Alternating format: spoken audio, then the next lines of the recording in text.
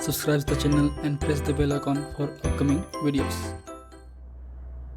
Hello friends, welcome to my channel Pharmacology Concepts by Rajesh Chaudhary, and in this video I will discuss about the basic pharmacology of the sulfonylureas and these are the anti-diabetic drugs. तो आज के इस video पे हम सल्फोनाइलयूरिया के जो कि बहुत ही इंपॉर्टेंट आपके क्लास हैं एंटी डायबिटिक ड्रग्स को लेकर उसकी डिटेल फार्माकोलॉजी के बारे में बात करने वाले हैं। बात करें इस टॉपिक की तो ये टॉपिक आपके B pharmacy 5th semester pharmacology 2 unit number 4 का पार्ट है।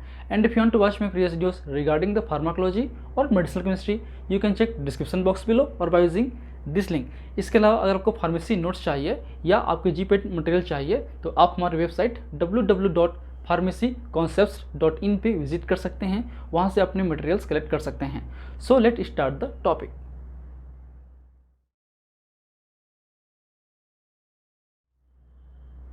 So anti diabetic drugs means ऐसे ड्रग जो आपके ब्लड शुगर लेवल को कम करते हैं, हाइपरग्लाइसेमिया कंडीशन को अपोजिट करते हैं, नॉर्मल ग्लूकोज लेवल में मेंटेन रखते हैं। ऐसे ड्रग को हम एंटी डायबिटिक ड्रग्स बोल सकते हैं। उनमें से मोस्ट इंपॉर्टेंट क्लास का ड्रग है आपका सल्फोनाइलयूरियास, जो बहुत अच्छी तरीके से आपके ब्लड शुगर लेवल को कम कर सकता है और करते हैं। बात करें इसकी हिस्ट्री की तो आपके सल्फोनामाइड की बात करें तो एक तरीके से ये आपके एंटीमाइक्रोबियल एजेंट्स थे। 1940s पे इसका जब यूज़ कर रहे थे तब हमने या रिसर्चर्स ने देखा इसका हाइपोग्लाइसेमिक साइड इफेक्ट्स है। मीन्स वहाँ से आपको लीड मिला कि हम सल्फोनामाइड डेरिवेटिव्स का यूज़ जो है एज ए एंटी डायबिटिक के रूप में कर सकते हैं। फिर 1950s की इरा पे 1957 के आसपास जो फर्स्ट जनरेशन आपके सल्फोनाइलयूरियास हैं टॉलबिटामाइड वो आपके डिस्कवर्ड हुए और देखा गया कि बहुत अच्छी तरीके से आपके इफेक्टिवली ब्लड शुगर लेवल को कम कर सकता है। उसके बाद जो है 1970 तक बहुत सारे न्यू जनरेशन्स जो आपके सल्फोनाइलयूरियास हैं, जैसे कि बात करें हम लोग ग्लिबेनक्लेमाइड हो, इक्लाजाइड हो, ग्लिप्राइड हो, ये सब जो है नए ड्रग आपके डिस्कवर हो चुके थे और कंटिन्यूसली ये डिस्कवर हो रहे हैं। तो ये बहुत ही इफेक्टिव ड्रग है। तो बात करें इसकी बेसिक केमिस्ट्री की तो ये एक तरीके से सल्फोनामाइड डेरिवेटिव्स हैं। जैसे कि हमने कहा ये आपका है सल्फोनामाइड रिंग, ठीक है, जो कि आपके जो एंटीमाइक्रोबियल एजेंट्स हैं सल्फोनामाइड उसी के क्लास का ड्रग है जिनमें एंटी डायबिटिक एक्टिविटी होती है। ये उनके ड्रग हैं टॉलबिटामाइड, ग्लिबेनक्लेमाइड, ग्लिक्लाजाइड और ग्लिमेप्राइड। ये आपके यूज्ड होने वाले आपके एंटी डायबिटिक ड्रग हैं सल्फोनाइलयूरिया के केस में, जो कि बहुत ही फ्रिक्वेंटली यूज़ होते हैं। And these are the ATP sensitive potassium channel blocker. ये अल्टीमेटली जो है मेन जो आपका एक्शन है ये आपके जो पैंक्रियाटिक बीटा सेल्स हैं, पैंक्रियाटिक बीटा सेल्स में जो आपके एटीपी सेंसिटिव पोटेशियम जो चैनल हैं उस चैनल को ये अल्टीमेटली ब्लॉक करते हैं। उससे उसकी इनएक्टिविटी होती है आपके चैनल्स की और आपका जो पोटेशियम आयन है वो बाहर नहीं जा पाता। कैसे होगा हम आगे बात करेंगे। And all sulphonylureas similarly reduce the blood sugar level in the normal as well as the type 2 diabetic patient but not in type 1 diabetes patient. तो ये देखा गया है कि जितने भी ड्रग्स हैं वो मेजरली नॉर्मल सब्जेक्ट में या फिर आपके टाइप 2 डायबिटीज़ के पेशेंट्स में आपके इफेक्टिवली ब्लड शुगर लेवल को कम करता है, लेकिन टाइप 1 पेशेंट में, टाइप 1 डायबिटिक पेशेंट में ये उतना इफेक्टिव नहीं है। क्यों नहीं है? क्योंकि इसका जो मेजर रोल है वो आपके पेंक्रियाज से इंसुलिन को रिलीज़ कराना है। टाइप 1 डायबिटीज़ में आपके पेंक्रियाज का फंक्शंस कम्प्लीटली लॉस हो जाते हैं या फिर वो प्रॉपरली इंसुलिन को प्रोडक्शन नहीं कर पाते हैं, सिंथेसाइज नहीं कर पाते हैं। जब इंसुलिन नहीं होगा तो ये रिलीज़ क्या कराएगा? क्योंकि ये जो ड्रग हैं मेनली रिलीज़ को प्रमोट करते हैं। ये इंसुलिन की जो स्टोर्ड इंसुलिन है या इंसुलिन है उसको रिलीज़ को प्रोवोक करते हैं, ठीक है, रेट ऑफ इंसुलिन सिक्रेशन को मेंटेन रखते हैं, ठीक है। कैसे काम करते हैं? ये आपके सल्फोनाइलयूरियास ड्रग हैं, ये अपने क्लासिकल रिसेप्टर्स सल्फोनाइलयूरिया रिसेप्टर्स SUR1 पे जाके बाइंड करते हैं, उसको एक्टिवेट करते हैं। और ये कहाँ होता है? ये आपके जो पैंक्रियाटिक सेल्स हैं उनमें जो बीटा सेल्स हैं उस बीटा सेल्स में जो आपके एटीपी सेंसिटिव पोटेशियम चैनल हैं उनमें ही होते हैं, उनको एक्टिवेट करते हैं। उनकी एक्टिवेशन होने से एक तरीके से जो आपके चैनल्स हैं ओपनिंग है वो ब्लॉक हो जाता है। ब्लॉक होने से अल्टीमेटली क्या होगा? आपके पोटेशियम चैनल के थ्रू पोटेशियम आयन का जो इफ्लक्स है वो नहीं हो पाएगा। उससे concentration, inner concentration of the potassium ions increase. ये इंक्रीज होने से अल्टीमेटली आपके जो मेम्ब्रेन पोटेंशियल एनर्जी है, वोल्टेज एनर्जी है वो बढ़ जाती है। उससे जो आपका मेम्ब्रेन पे ही जो voltage gated calcium ion channels हैं वो एक्टिवेट होंगे। वो एक्टिवेट होने से आपका जो कैल्शियम है वो आपके आउटसाइड से इनर साइड पे आएगा, मतलब इन्फ्लक्स होगा आपके कैल्शियम आयंस का। और ये calcium ion further calcium dependent जो कॉन्ट्रैक्शन है आपके ग्रेन्यूल्स का वो कराते हैं तो ये एक तरीके से जो भी आपके स्टोर्ड इंसुलिन हार्मोन है, उस इंसुलिन हार्मोन को ये आपके एक्सक्रीशन के लिए या सिक्रीशन के लिए प्रमोट करते हैं। तो इस तरीके से ये they evoke the secretion of insulin from the blocking of potassium channel. ठीक है, इस तरीके से ही होता है, पिछले क्लास में हम डिस्कस कर चुके हैं। ठीक है, इसके अलावा दे इनहेंस द या increase the rate of insulin secretion at any glucose concentration is increased. आपके बॉडी के अंदर में ग्लूकोज थोड़ा सा भी बढ़ेगा, कंसंट्रेशन इंक्रीज होगा, तब भी ये ड्रग इफेक्टिवली काम करता है, इंसुलिन सिक्रीशन को इन्हेंस कर देता है।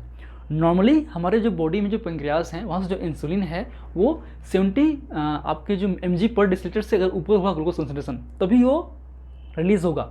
लेकिन इसके केस में अगर हम ड्रग ले रहे हैं तो ये अपने आप कम कंसंट्रेशन पे भी आपके इंसुलिन को रिलीज़ कराएगा और ब्लड शुगर लेवल को कम करेगा। इसलिए नॉर्मल पेशेंट में भी ब्लड शुगर लेवल को कम कर देता है, और टाइप 2 डायबिटीज़ में तो करेगा ही। ठीक है, इसलिए आपकी ये ओरल हाइपोग्लाइसेमिक ड्रग भी हम इसको बोल सकते हैं, हाइपोग्लाइसेमिक। एंटी हाइपोग्लाइसेमिक और हाइपोग्लाइसेमिक में थोड़ा सा डिफरेंट है। हाइपोग्लाइसेमिक हम उन्हें बोल सकते हैं जो नॉर्मल पेशेंट में भी वर्क करते हैं और उनके ब्लड शुगर लेवल को कम कर देते हैं। ठीक है, इसके अलावा बात करें, ये केवल टाइप 2 डायबिटीज़ में काम करता है क्योंकि आपके रिलीजिंग को प्रमोट करता है। टाइप 1 डायबिटीज़ में प्रोडक्शन ही नहीं हो पाता तो रिलीज़ क्या होगा। ठीक, and the sulphonylurea primarily augmented the second phase of insulin release with little effect on phase 1। ये मेनली फेज़ 2 को प्रमोट करते हैं। फेज़ 2 जो रिलीजिंग फेज होता है, जो बनने और रिलीज़ होने का जो पैटर्न है, फेज़ 2 स्लो या डिलेड रिलीज़ है इंसुलिन का, उसको प्रमोट करता है। साथ साथ कुछ आपके फेज 1 को भी प्रमोट करता है। ठीक है, क्योंकि टाइप 1 डायबिटीज़ में दोनों नहीं होते हैं, इसलिए यहाँ पे इफेक्टिव नहीं होता है। बात करें हम लोग टाइप 2 डायबिटीज़ में, तो टाइप 2 डायबिटीज़ में अगर हम ग्लूकोज इंटेक करते हैं या मील्स लेते हैं तो उस समय जो है आपके जो ग्लूकोज का रिलीजिंग है वो प्रॉपर्ली नहीं हो पाता है, डिले हो जाता है। नॉर्मल पेशेंट में क्या होता है, जैसे ही हम मील लेते हैं या ग्लूकोज लेते हैं तो तुरंत ही जैसे ही हमारी ब्लड के अंदर में ब्लड ग्लूकोज लेवल 70 से पार हो गया तब वो रिलीज़ करना शुरू कर देता है। लेकिन टाइप 2 डायबिटीज़ में ये जो हैं वो नहीं हो पाता, जब फेज़ 1 है नहीं हो पाता, initial rapid secretion of insulin नहीं हो पाता आपके टाइप 2 डायबिटीज़ में। ठीक है, इसलिए जो है आपके ये जो ड्रग हैं प्राइमरली सेकेंड फेज पे जो एक्शन है अपने इंसुलिन सिक्रीशन का उसको इनहेंस करते हैं। साथ साथ कुछ हद तक थोड़ा बहुत लिटिल इफेक्ट आपके फेज 1 पे भी होता है। And they do not cause the hypoglycaemia in pancreatectomised animal and in the type 1 diabetes patient. Means अगर किसी पेशेंट में टाइप 1 डायबिटीज़ है या फिर किसी एनिमल्स में अगर हम पेंक्रियास को कट करके बाहर निकाल दें, उनमें इन ड्रग का कोई इफेक्ट नहीं है, हाइपोग्लाइसेमिया कॉज नहीं करेंगे, क्योंकि ये इनडायरेक्टली आपके पेंक्रियास के थ्रू ही अपना एक्शन देता है। ये डायरेक्टली इंसुलिन के एक्शन को बढ़ाता नहीं है या ब्लड शुगर लेवल कम नहीं करता है, ये पेंक्रियास से ही इंसुलिन रिलीज को बढ़ाएगा। ठीक, so indicating the indirect action through the pancreas. And additionally it also lowered the glucagon release, glucagon secretion and slow down the hepatic degradation of insulin। ये आपके क्योंकि इंसुलिन के लेवल को बढ़ाएगा, सोमेटोस्टेटिन के लेवल को बढ़ाएगा, इसलिए ये आपके जो ग्लूकागॉन सिक्रेशन है उसको भी कम करता है। साथ साथ जो इंसुलिन का मेटाबॉलिज्म है लीवर के थ्रू वो भी कम करता है।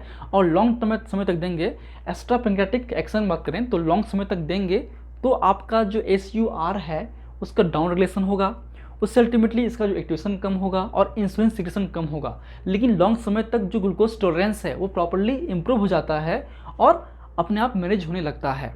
ठीक है, इंसुलिन रिसेप्टर्स भी इन्वॉल्व होते हैं उस पर। तो इस तरीके से ये लॉन्ग समय में इंसुलिन सिक्रेशन को उतना नहीं इफेक्ट डालता, लेकिन ग्लूकोज टॉलरेंस को मेंटेन करके जो हाइपोग्लाइसेमिक इफेक्ट है या फिर एंटी हाइपोग्लाइसेमिक इफेक्ट है वो मेंटेन रखता है। तो ये उसके कुछ बेसिक मोड ऑफ एक्शन है। अब आते हैं इसके फार्माकोकाइनेटिक्स पे, मतलब क्या उसके काइनेटिक हैं आपके इन ड्रग्स के। तो सभी ड्रग का डिफरेंट हो सकता है। बात करेंगे ओवरऑल, आप क्रेडिट पार्टी से देखिए वहाँ टेबल बना हुआ है पूरे ड्रग का काइनेटिक प्रोफाइल, आप उसको देख सकते हैं। बात करें हम लोग सल्फोनिलुरियास की, तो they are well absorbed orally. ये आपके ओरली जो है बहुत अच्छे तरीके से एब्जॉर्ब हो जाते हैं और इनका जो बायोलिटी है अच्छी होती है। जो प्रोटीन बाइंडिंग है वो अप्रोक्सीमेटली 90 तक होता है, 90% या उससे ऊपर भी इसकी प्रोटीन बाइंडिंग होती है। क्योंकि इसकी प्रोटीन बाइंडिंग बहुत अच्छी है तो इसका जो वॉल्यूम ऑफ डिस्ट्रीब्यूशन है वो बहुत ही कम होता है, वो अप्रोक्सीमेटली होता है 0.2 to 0.4 लीटर पर kg। इसका होता है आपका वॉल्यूम ऑफ डिस्ट्रीब्यूशन। इसका जो मेटाबॉलिज्म है, जो एलिमिनेशन है, मेनली आपके लीवर के थ्रू ही होता है। जितने भी सल्फोनाइल ड्रग्स हैं वो आपके मेनली लीवर से मेटाबॉलाइज हो जाते हैं और इनएक्टिव और एक्टिव जो मॉलिक्यूल्स हैं, मेटाबोलाइट्स हैं, वो प्रोड्यूस करते हैं, जो अल्टीमेटली यूरिन के थ्रू स्किट आउट होते हैं। Metabolised by the liver and produce the active inactive metabolites and that are excreted through the urine. ये यूरिन के थ्रू आपके बाहर चले जाएंगे बॉडी से, और क्योंकि ये मेटाबॉलिज्म लीवर से होता है, लीवर मेनली इन्वॉल्व होते हैं एलिमिनेशन में, और आप किडनी होते हैं, इसलिए अगर किसी पेशेंट में रिनल डिसीज़ है, रिनल फेलियर है या हेपेटिक फेलियर है, उस कंडीशंस में हमको डोज एडजस्टमेंट करना पड़ेगा, क्योंकि उनमें प्रॉपर्ली मेटाबलाइज नहीं हो पाएंगे या स्किट आउट नहीं हो पाएंगे, तो डोज को कम करना पड़ेगा। So dose adjustment required in the liver और रिनल फेलियर पेशेंट। बात है इसके ड्रग इंट्रैक्शन की, जो कि बहुत इंपॉर्टेंट है जी पॉइंट ऑफ व्यू से। तो ये बेसिकली एसिडिक ड्रग होते हैं और डिस्प्लेसमेंट रिएक्शंस को शो करते हैं, ठीक है। जैसे जानते हैं आपके बॉडी के अंदर में जो प्लाज्मा प्रोटीन्स हैं उसमें मेनली आपकी एल्ब्यूमिन्स हैं। एल्ब्यूमिन्स की बात करें उसमें आपके 4 साइट होते हैं और ये एसिडिक ड्रग को आपके बाइंड करते हैं। तो बहुत सारे जो एसिडिक ड्रग है जो कि सेम साइट पे बाइंड होते हैं, उनमें से हैं आपके जो सल्फोनाइल यूरिया है, उसके सल्फोनामाइड्स हैं, सल्फा ड्रग्स हैं, सैलिसिलेट्स हैं, फिनाइब्यूटाजोन्स हैं, मिथायोट्रिक्सेट हैं, इन सब ड्रग भी बाइंड होते हैं। तो अल्टीमेटली दे ड्रग जो हैं, दिस ड्रग्स डिस्प्लेस द टॉर्बिटामाइड और sulfonyl ureas from its binding site and increase the free drug concentration. ये बाइंड होके उनके जो कंसंट्रेशन है फ्री ड्रग का, वो बढ़ जाता है आपके सल्फोनाइल यूरियाज का, क्योंकि दोनों ड्रग इस सेम साइट पे बाइंड करेंगे तो एक दूसरे के कंसंट्रेशन को इन्हेंस कर सकते हैं, फ्री ड्रग कंसंट्रेशन को, और जो बायोलॉजिकल एक्शन है वो आपके फ्री ड्रग से ही होती है। इसलिए इसके केस में जो आपकी बायोलॉजिकल एक्टिविटी है वो बढ़ जाती है या फिर हाइपोग्लाइसेमिया बढ़ जाता है, इसलिए उस केस में भी हम डोज को कम करना पड़ेगा। सेकेंड है आपका इनहिबिशन ऑफ द मेटाबॉलिज्म। जो बहुत सारे जो आपके मेटाबॉलिक एंजाइम इनहिबिटर्स हैं, जैसे कि बात करें सिमिडिडिन हो या कीटोकोनाजोल्स हो, ठीक है, तो ये सब ड्रग के साथ में कर लेंगे तो इनका जो मेटाबॉलिज्म कम होगा, मतलब सल्फोनाइल यूरिया का मेटाबॉलिज्म या एलिमिनेशन कम होगा, तो अल्टीमेटली जो बायोलॉजिकल इफेक्ट है वो भी बढ़ सकता है। सेकेंड नेक्स्ट है आपका synergise and prolong the action with the salicylate, sympatholytics, propranolol, lithium alcohol by inhibiting the gluconeogenesis. तो ये जो ड्रग्स हैं, सैलिसिलेट हैं, सिम्पथोलाइटिक्स हैं, वो कहीं ना कहीं इंसुलिन सिक्रेशन को भी इंटरफेयर करते हैं, इंक्रीज करते हैं, और साथ में जो ग्लूकोनियोजेनेसिस पाथवे हैं उसको भी इनहिबिट करते हैं, अल्टीमेटली ग्लूकोज के प्रोडक्शन को कम करते हैं। इस वजह से इन ड्रग के साथ में जो इफेक्ट है वो सिनर्जिस्टिक इफेक्ट शो होगा। ऐसे भी ड्रग हैं जो कि आपके टॉर्बिटामाइड्स या सल्फोनाइल यूरिया के एक्शन को कम कर सकते हैं। उनमें से हैं आपके मेटाबॉलिक एंजाइम इंड्यूसर्स, ऐसे ड्रग जो कि मेटाबॉलिक एंजाइम को इंड्यूस करते हैं और इनके जो मेटाबॉलिज्म रेट है सल्फोनाइल यूरियास के उसको बढ़ा देते हैं। जैसे कि बात करें हम लोग फिनोबार्बिटॉन्स की हो, फेनिटोन्स की हो, ठीक है, ये सब ड्रग जो हैं आपके सल्फोनाइल यूरियास के मेटाबॉलिज्म को बढ़ाएंगे, एलिमिनेशन को बढ़ाएंगे, ड्रग एक्शन को कम करेंगे। इसके अलावा सप्रेस द इंसुलिन रिलीज, बहुत सारे ड्रग इंसुलिन रिलीज को सप्रेस करते हैं। उनमें से हैं आपके कॉर्टिकोस्टेरॉइड्स, थायाजाइड्स, फ्यूसेमाइड, ओरल कॉन्ट्रासेप्टिव्स। ये ड्रग अल्टीमेटली इंसुलिन सिक्रेशन को इनहिबिट करते हैं और सल्फोनाइल यूरियास बढ़ाते हैं, तो अपोजिट काम करते हैं, इसलिए इनका जो एक्शन है वो कम कर सकता है आपके ये ड्रग, ठीक है। Drug interaction. Now come to the ADR side effects. उनमें से पहला है आपका डोज डिपेंडेंट और फार्माकोडायनामिक डिपेंडेंट हाइपोग्लाइसेमिया, क्योंकि ये आपके हाइपोग्लाइसेमिक ड्रग है तो लार्ज डोज पे या इंट्रैक्शन की वजह से आपको हाइपोग्लाइसेमिया हो सकता है कॉमनली, ठीक है। कुछ पेशेंट्स में आपको दिखा गया है कि उनको वेट गेन हो सकता है या फिर GIT डिस्टर्बेंस, जैसे कि बात करें नोजिया, वोमिटिंग, कॉन्स्टिट्यूशन की शिकायत भी हो सकती है। रेयरली अलग अलग इंडिविजुअल पेशेंट पे आपके एलर्जिक रिएक्शंस या फिर हाइपर सेंसिटिव रिएक्शंस भी दिखाई देते हैं, जैसे कि बात करें रेसेस की हो, प्रोसेस सेंसिटिव रिएक्शंस की हो, ल्यूकोपेनिया की हो या फिर एग्रेनुलोसाइटोसिस की हो। ये सब साइड इफेक्ट्स आपके रेयरली हो सकते हैं, कॉमनली आपका हाइपोग्लाइसेमिया हो सकता है। बात करें इसके यूज़ की, इसका यूज़ हमने ऑलरेडी बात कर चुके हैं। ये बेसिकली टाइप 2 डायबिटीज़ में हम इनका यूज़ करते हैं as a anti diabetic drugs. So these are the basic pharmacology of the sulphonylureas, and if you want to know this lecture, please take a screenshot in last, and if you like my videos, please press the like button, share with your friend, and any feedback please comment on the comment section. That motivates me for the upcoming videos. In last, thank you, keep watching.